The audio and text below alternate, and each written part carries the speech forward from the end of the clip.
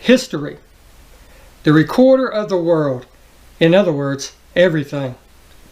It defines us as a planet, as a race, and is even woven into the very fabric of who we are individually. It captures everything. Nothing escapes it, not even time. One of the benefits from history is change. Sometimes change is not good or wanted, but it also can be a great thing. Change comes from want, but mostly is derived from events and circumstance. Today, we cover one such thing. It came about from necessity. By now, you are wondering what that is.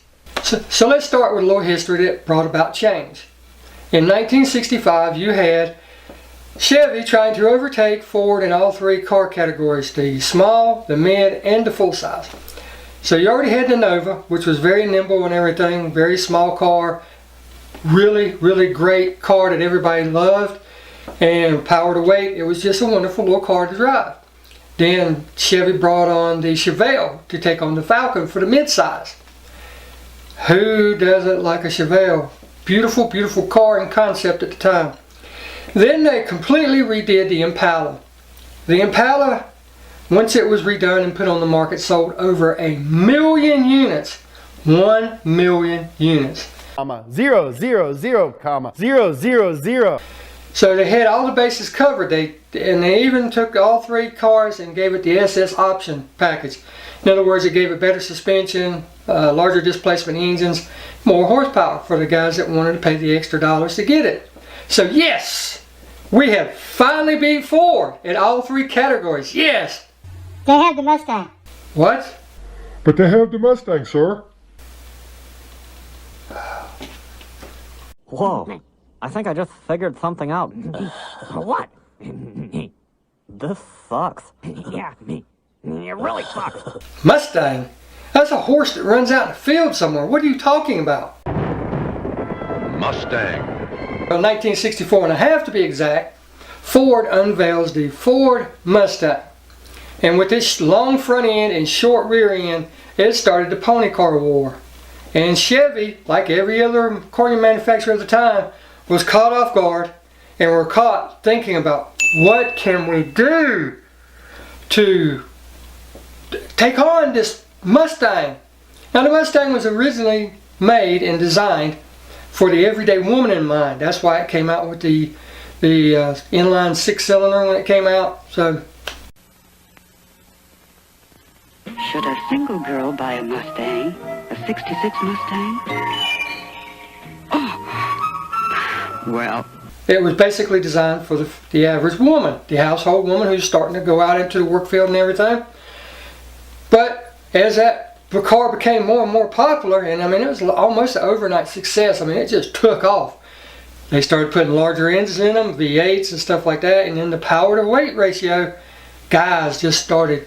It was such a great platform that the power to weight ratio was tremendous. The handling capabilities of the car was just ahead of its time, and then the look category, it was just a beautifully designed car.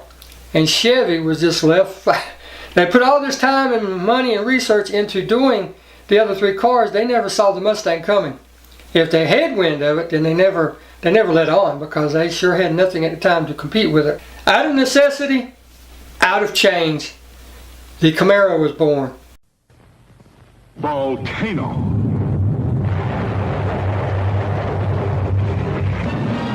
Alive. Camaro, fiery new creation from Chevrolet.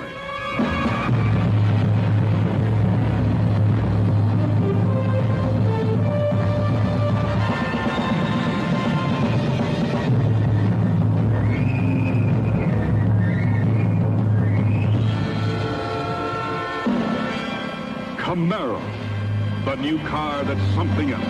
Something you've never seen before in a driving machine. This is the SS-350 with rally sport equipment, wicked black grille, and a fuselage that bulges around a 350 cubic inch V8 engine.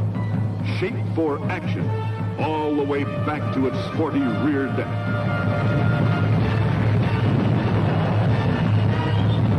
Taut springs and shock. Wide big car stance for road-hugging stability. Camaro SS-350, broad rally stripes circling the front. New safety features are standard equipment. Among them, the new GM-developed energy-absorbing steering column. Back seat up, back seat down. You can order yours with special instrumentation, too.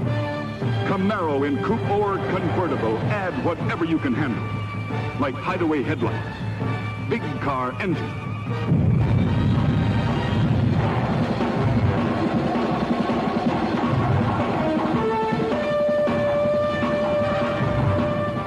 Camaro, lean and molten.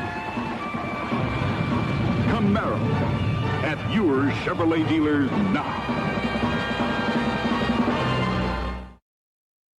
Without history, there is no change.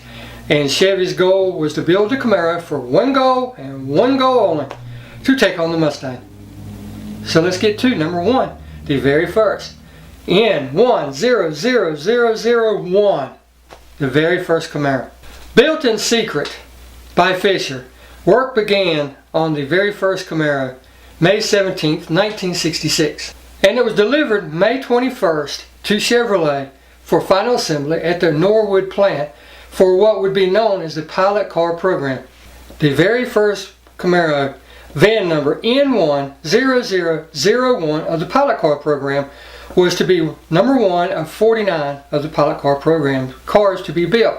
Now, what is a pilot car program?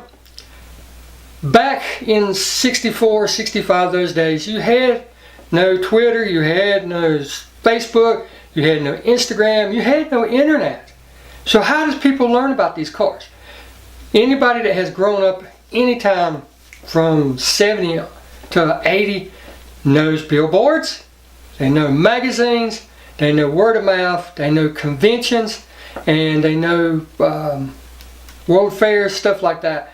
So that is how these cars were actually advertised to the general public for so long, before the internet even came along. The very first Camaro was built with a 230 cubic inch inline 6-cylinder, had a 3-speed transmission, white wall tires with the high fidelity push button radio, and it also came with a 110 volt static lighting system installed inside these cars.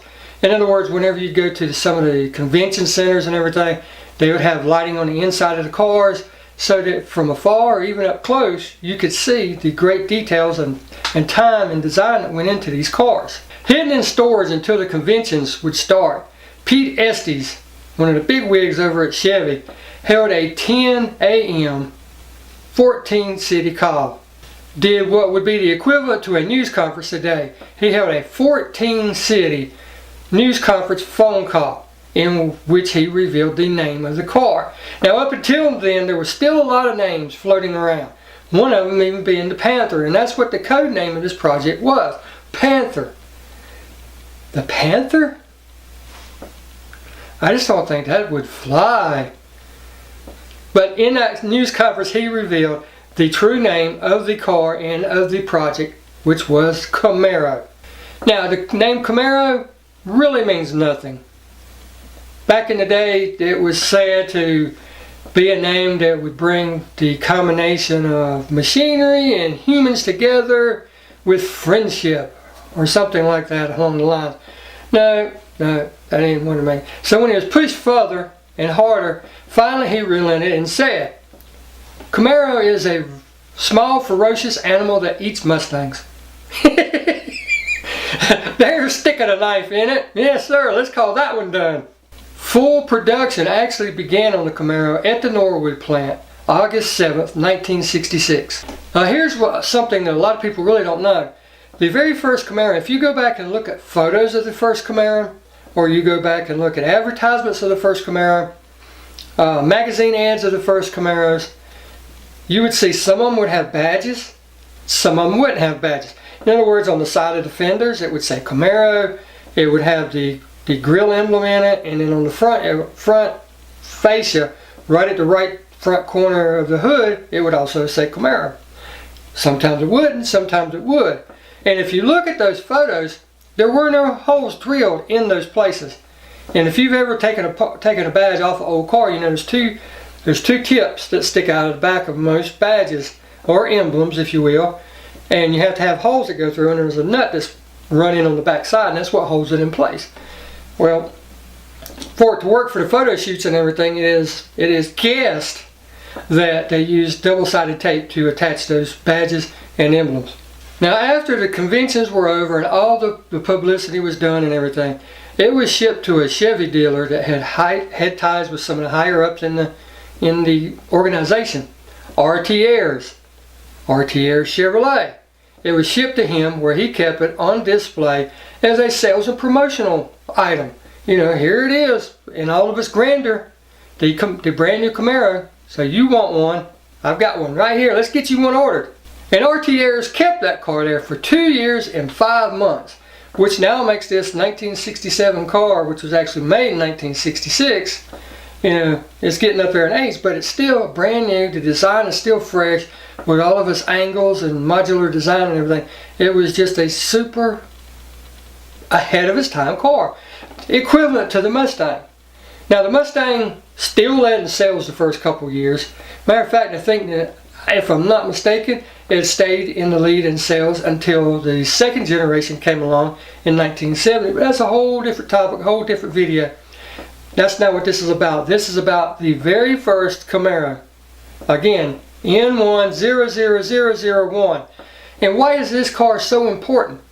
I'm glad you asked. Because after the 2 years and 5 months at RTR's, the history actually begins to unfold and take shape.